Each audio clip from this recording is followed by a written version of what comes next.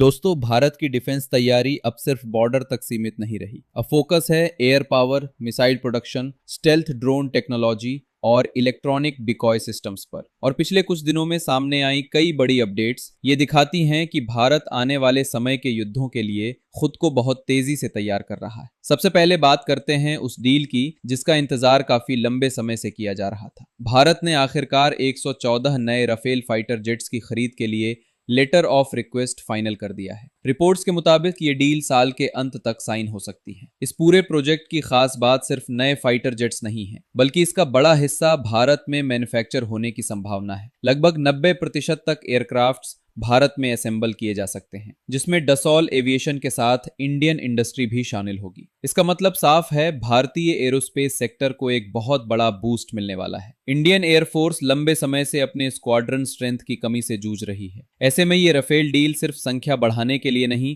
बल्कि भविष्य के हाई इंटेंसिटी एयर वॉरफेयर के लिए तैयारी का हिस्सा मानी जा रही है। और अगर ये प्रोजेक्ट तय समय पर आगे बढ़ता है तो भारत को टेक्नोलॉजी ट्रांसफर और लोकल डिफेंस मैन्युफैक्चरिंग दोनों में बड़ा फायदा मिल सकता है। अब इसी एयर पावर को सपोर्ट करने के लिए एक और बड़ा कदम उठाया जा रहा है। डीआरडीओ अब अस्त्र एयर टू एयर मिसाइल के बड़े स्तर पर प्रोडक्शन की तैयारी कर रहा है। खबरों के मुताबिक प्राइवेट सेक्टर को भी इस प्रोडक्शन नेटवर्क में शामिल किया जाएगा ताकि युद्ध जैसी स्थिति में मिसाइल सप्लाई लगातार बनी रहे। आज के समय में सिर्फ एडवांस्ड फाइटर जेट्स होना काफी नहीं है, उनके लिए बड़ी संख्या में प्रिसीजन मिसाइल्स भी चाहिए होती है। और यही वजह है कि भारत अब इंडिजिनस मिसाइल प्रोडक्शन कैपेसिटी को तेजी से बढ़ा रहा है। अस्त्र मार्क 1 पहले ही भारतीय फाइटर जेट्स के साथ इंटीग्रेट हो चुकी है, जबकि मार्क 2 और उससे आगे के वेरिएंट्स पर भी काम जारी है। इसका सबसे बड़ा फायदा यह होगा कि भविष्य में भारत को क्रिटिकल मिसाइल सप्लाईज के लिए विदेशी निर्भरता कम करनी पड़ेगी। साथ ही प्राइवेट कंपनीज की भागीदारी से प्रोडक्शन स्पीड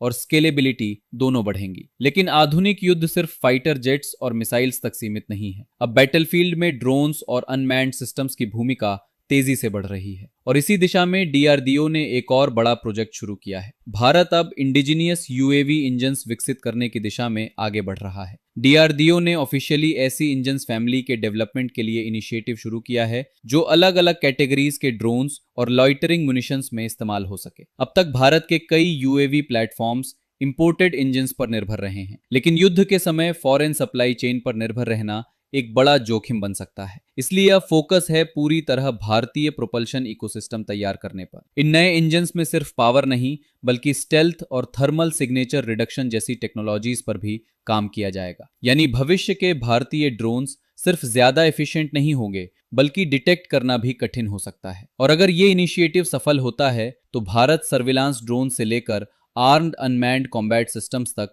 पूरी इंडिजिनियस इकोसिस्टम डेवलप कर सकता है। अगर आप इन सभी डेवलपमेंट्स को एक साथ देखें तो एक बड़ा पैटर्न साफ दिखाई देता है। भारत अब सिर्फ हथियार खरीदने पर फोकस नहीं कर रहा, बल्कि पूरी इंटीग्रेटेड वॉर फाइटिंग इकोसिस्टम तैयार कर रहा है। Fighter jets, missiles, drones, engines, electronic deception systems और लार्ज स्केल मैन्युफैक्चरिंग, हर स्तर पर तैयारी एक साथ चल रही है। और आने वाले वर्षों में यही चीज तय करेगी कि फ्यूचर कॉन्फ्लिक्ट्स में कौन सी मिलिट्री लंबे समय तक ऑपरेशनल एडवांटेज बनाए रख सकती है। फिलहाल के लिए इतना ही। अगर आपको वीडियो पसंद आया हो तो लाइक जरूर करें